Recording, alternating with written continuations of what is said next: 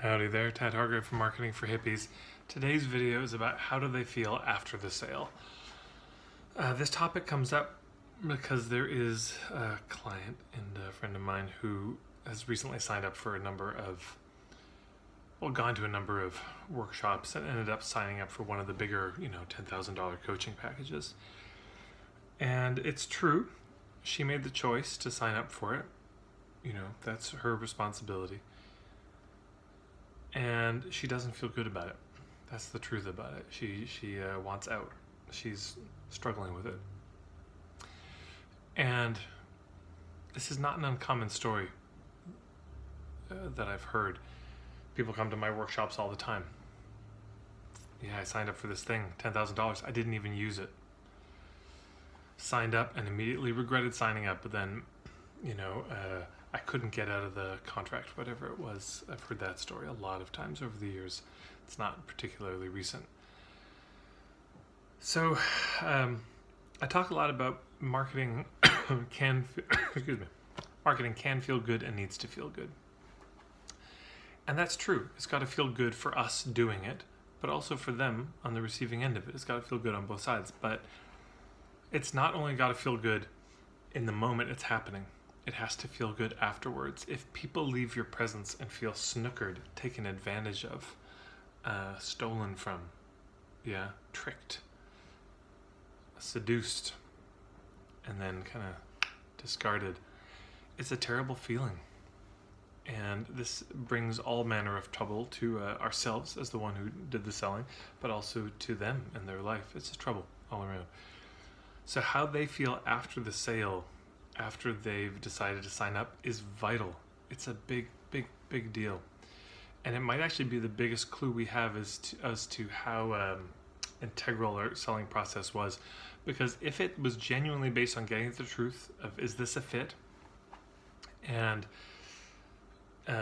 being helpful to them, they will feel great after. They'll be so glad they spent the money. They'll be telling everyone about what this wonderful decision that they made. And when their friends say, I don't know, you spent a lot of money, they'll say, no, this is a good thing. They would be willing to stand up for their own choice, and they would just feel great about it. They go to sleep more at ease than they'd woken up. But when our approach to marketing is trying to get them to say yes and get them to buy without doing any filtering, without establishing if it's a fit, you will often get people feeling worked or used. If you rely on these tools, if you rely on hyping people up, if you rely on, the sales scripts, and you lean very heavily on the social proof and on the scarcity and the urgency, all the tactics you've seen or heard about, or even if you haven't, they're there in the world, it's likely they're going to feel bad, and then you're going to feel bad. So, there's just no feeling good around any of this. So it's, as we're thinking about the marketing, that's an important thing to keep in mind. Not just,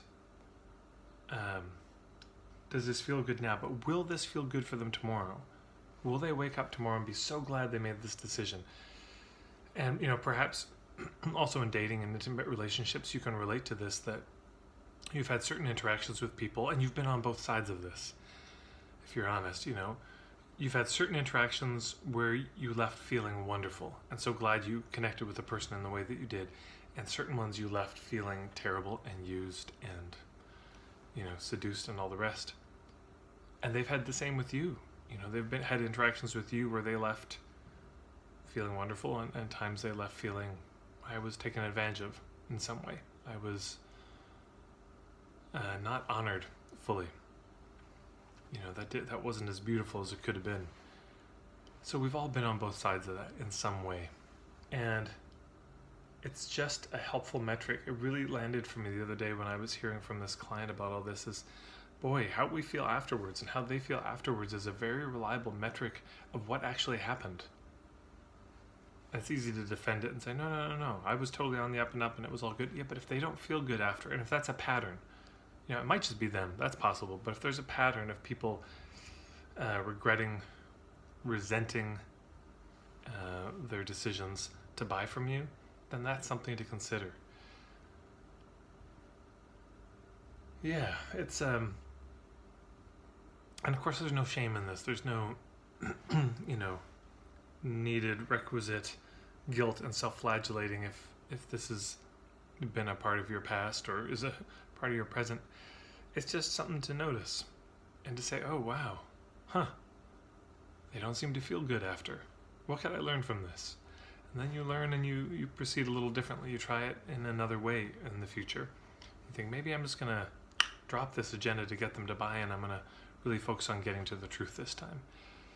And, you know, we've all got our patterns around these things, and so it's easy. You walk down the street and you fall in a hole. The next day you fall in the same hole. Third day you say, I won't fall in the hole, and you fall in the hole.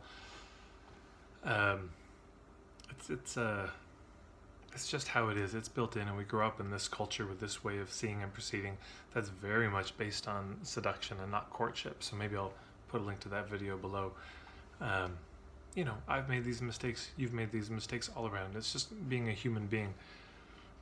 But if you're looking for some good feedback to guide your growth and development in this area, how they feel after the significant interaction, that's it won't let you down.